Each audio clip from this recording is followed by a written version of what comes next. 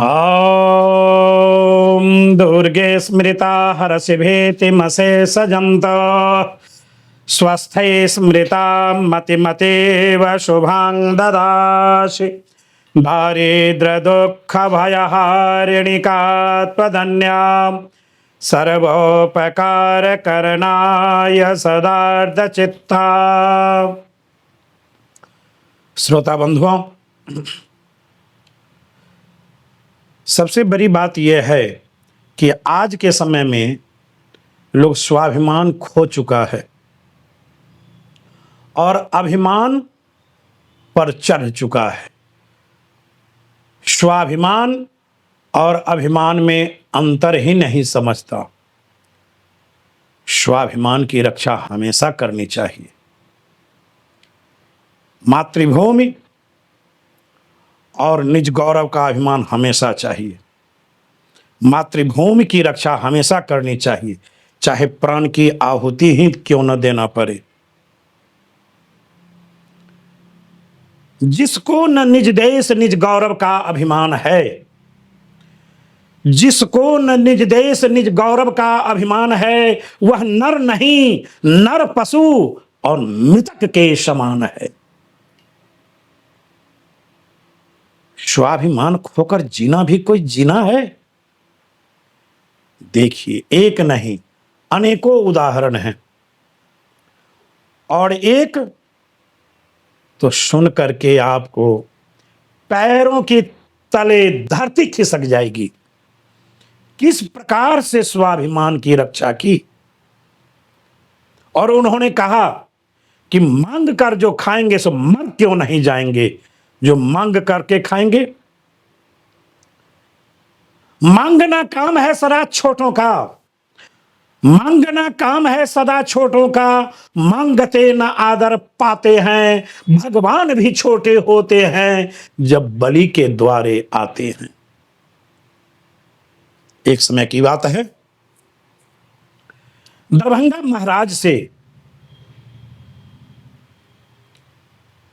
महाराज के द्वारा एक चिट्ठी लिखी गई। क्यों लिखी गई? दरभंगा महाराज के एक दूत कह रहे हैं कि प्रभु, अपने राज्य सीमा के अंतर्गत एक ऐसा ब्राह्मण है जो आज तक जीवन में कभी मांगना स्वीकार नहीं किया और निर्धनता की पराकाष्ठा पार है, फिर भी अपनी स्वाभिमान को, निज गौरव को बरकरार रखे हुए है। कहा कि वह व्यक्ति कौन है? कहा कि वह व्यक्ति है अजाची।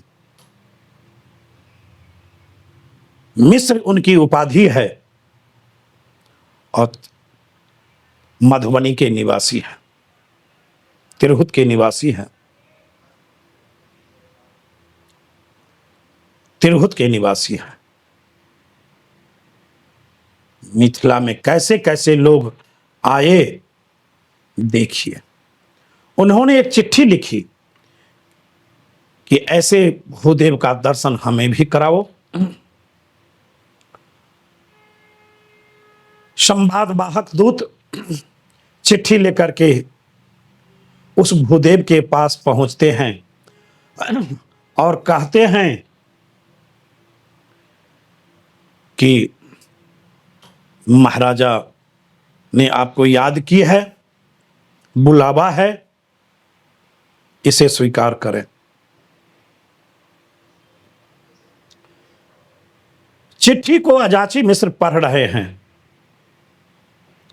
और पढ़ने के बाद उसी चिट्ठी के पीठ पर में जवाब दे रहे हैं, हे राजन, आप तो 1 करोड़ के मालिक हैं, 1 करोड़पति हैं, और मैं 6 करोड़ का मालिक हूं।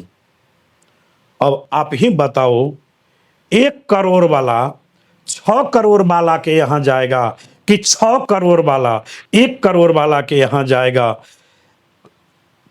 मुझे किन वस्तुओं की कमी है, क्या अभाव है, जिस कामना को लेकर मैं आपके पास जाऊं और अपनी मनोगत भाव को पत्र में अंकित कर रहे हैं। क्या कह रहे हैं? बाट्यां बाट्यालकोटेः स्वकुपिठ जठरे मक्षिकानां च कोटेः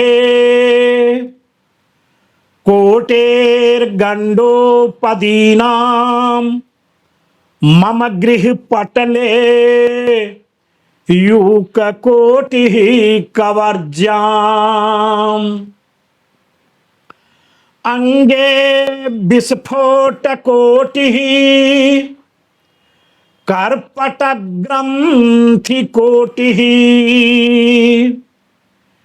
खन्नां कोटीश्वरोऽहं कथय नृप कथं गन्तुमन्यत्र कामः। हे राजन, मां अन्नपूर्णा की ऐसी कृपा है, शाकंभरी देवी की ऐसी कृपा है, मैं तो ये समझता हूं कि दुनिया में जितना भी संभव है कृपा, आशीर्वाद, दुआएं मां शाकंभरी मेरे ही सिर सब न्यौछावर कर दिए। ये अनुपम उनकी कृपा है।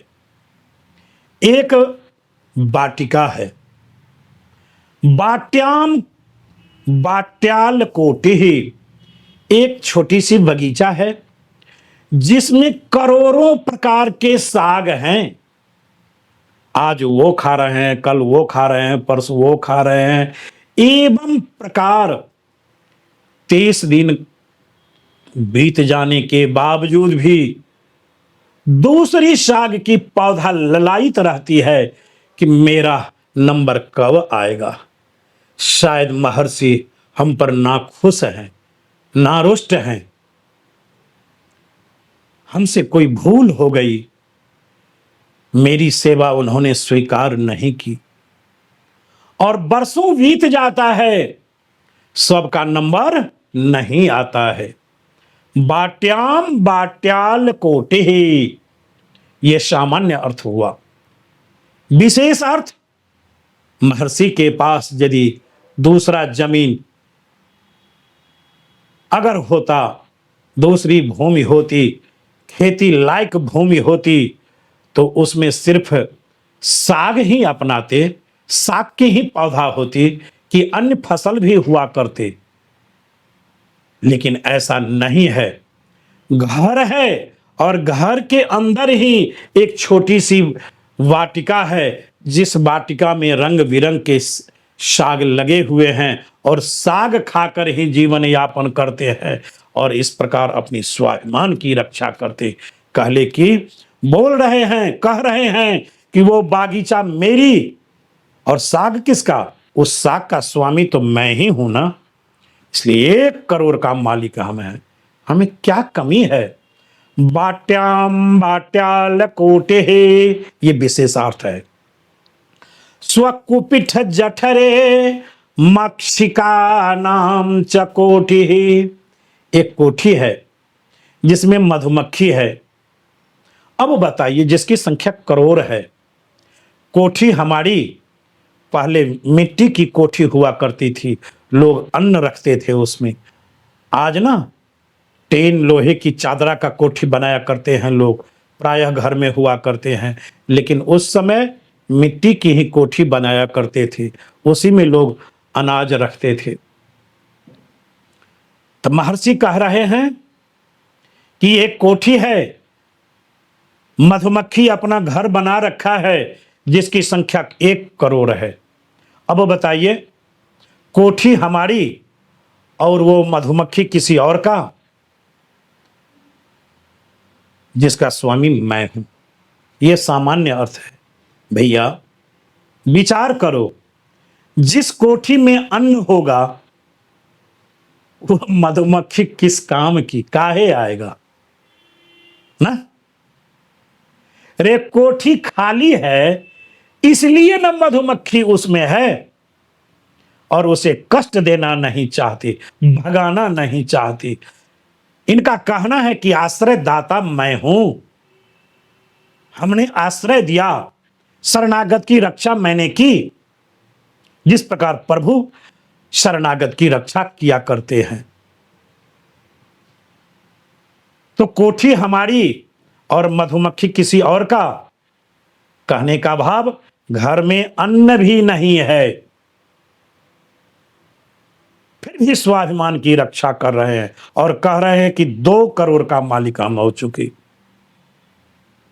कोटिर गंडूपदीनाम मम गृह पटले, मेरा आंगन है ना, हा, बरसात के समय में गंडूपदी कहते हैं गंगवारी को, वो जब आंगन में चलता है और कुछ भी उसके शरीर में स्पर्श हो गया कि तुरंत गिरवा बना लेती है वो गंडूपदी, गंगवारी, जिसकी संख्या करोड़ है। जब वो चलना प्रारंभ करती है तो मानो कितना सुंदर लगता है, मन विभोर हो जाता है कि देखते रहे। ये 3रा करोड़ है, सामान्य अर्थ है। विशेष अर्थ, जिस घर में प्रतिदिन झाड़ू पड़ेगा, उसकी सफाई होगी, बुहारा जाएगा, क्या उसकी संख्या करोड़ों में हो सकती? हाँ, हो सकता है, कुछ 2, 4, 25, 50 हो सकता है, कहीं से आ सकता है, लेकिन उसकी संख्या करोड़ों में कदापि नहीं हो सकती। सामान्य अर्थ। विशेष अर्थ, इन बाजुओं में क्षमता भी नहीं रह गई, शरीर में वो ताकत नहीं रह गई जिससे प्रतिदिन झाड़ू लेकर के मैं उसकी सफाई करूं। बुढ़ापा भी काफी आ चुकी। बुढ़ापा तो एक अपने आप में अभिशाप है, सभी बीमारियों का खान है, फिर भी स्वाभिमान की रक्षा कर रहे हैं। शरीर में ताकत न रहने के बावजूद भी उसकी रक्षा सुरक्षा हमेशा करते हैं। कहना है कि यदि मैं झाड़ू लगाऊं, झाड़ू की चोट लगेगी जिससे उसकी हत्या हो जाएगी और हत्याजन्य पाप मुझे भुगतना पड़ेगा, इसलिए प्रजा को कष्ट देना कहीं से उचित नहीं है। वो हमारी प्रजा है और मैं उसका मालिक हूं, इसलिए प्रजारंजन, भक्त वत्सल, आश्रयदाता होने के कारण मेरा भी उचित अधिकार है कि उसकी रक्षा सुरक्षा संपूर्ण मैं कर सकूं। ये 3रा करोड़ हुआ। यूक कोटि कवर्जाम, ये इसे संस्कृत में कबड़ी कहते हैं, खोपड़ी को कबड़ी कहते हैं, और यूक कहते हैं ढील लीख को, है ना, ढील, ये कीड़ा फट जाता है ना, कीड़ा।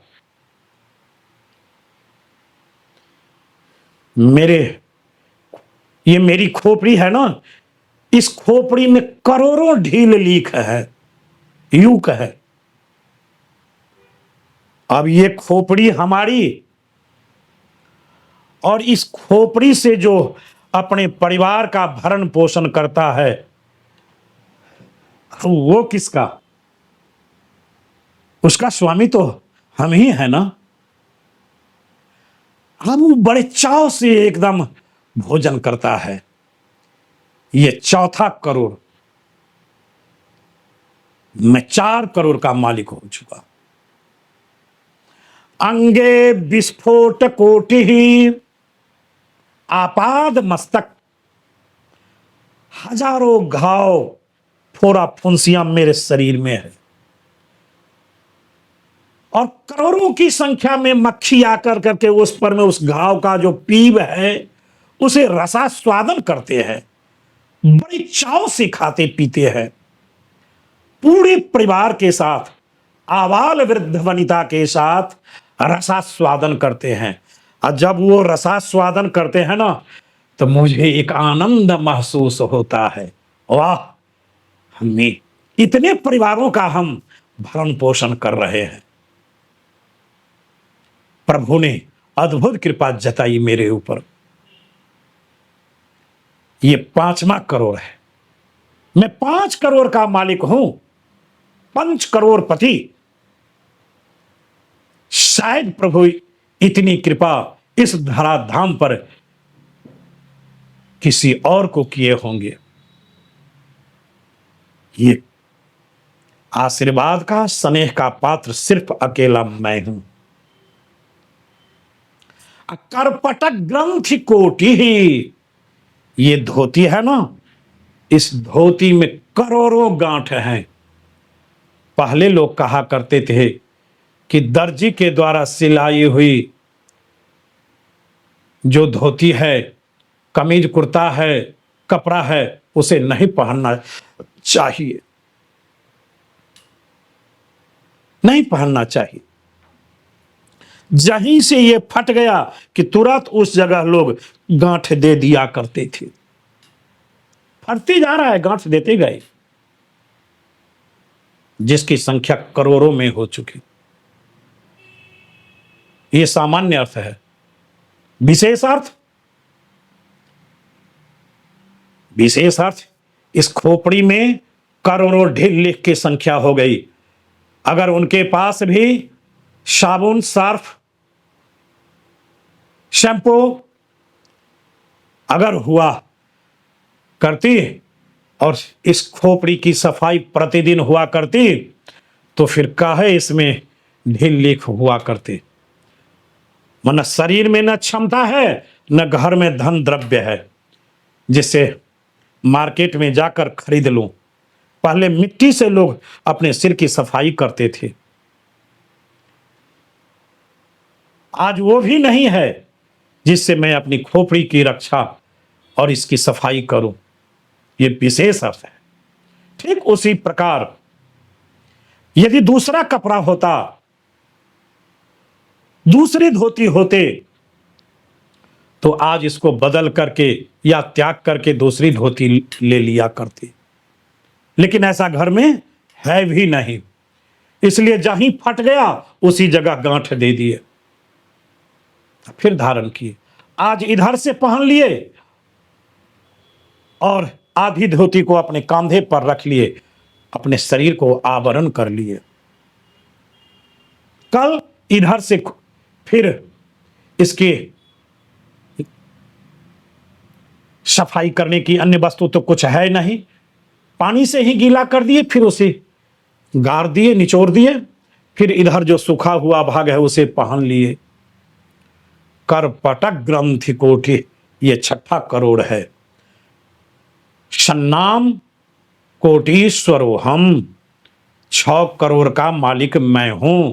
कथय नृप कथम, हे राजन अब आप ही कहो कि गंतुमन्यत्र काम, किस कामना लेकर के, मैंने कौन सी वस्तुओं की कमी हमें दिखाई दे रही है, जिन वस्तुओं की अभावावस्था महसूस करके मैं आपके पास आऊं। जय हो। खन्नाम कोटीश्वरो हम, कथय नृप कथम गंतुम अन्यत्र काम, अन्यत्र कामना लेकर के मैं पहुंचूं, मैं जाऊं। क्या कमी है, प्रभु ने क्या कमी दी। प्रभु की और शाकंभरी देवी की, मैया अन्नपूर्णा की अद्भुत कृपा है। भैया विचार करो, इस प्रकार पूर्वाचार्यों ने अपने स्वाभिमान की रक्षा की, आज हमारी वो स्वाभिमान कहां गई। हम कितने नीचे स्तर पर गिर चुके। भैया याद करो और इसे जीवन में आलिंगन करो, आत्मसात कर लो। चाहे विपत्ति की पहाड़ ही क्यों न टूट पड़े, लेकिन स्वाभिमान की हत्या मत होने देना। जीवन की अंतिम सांस में भी अपने स्वाभिमान की रक्षा करना, यह सनातन धर्म है, यह भारतीय धर्म है। इसे कभी मत भूलना। बस इन्हीं वाणियों के साथ मैं अपनी वाणी को विराम देता हूं। जय जगदम्बा दुर्गार्पणमस्तु।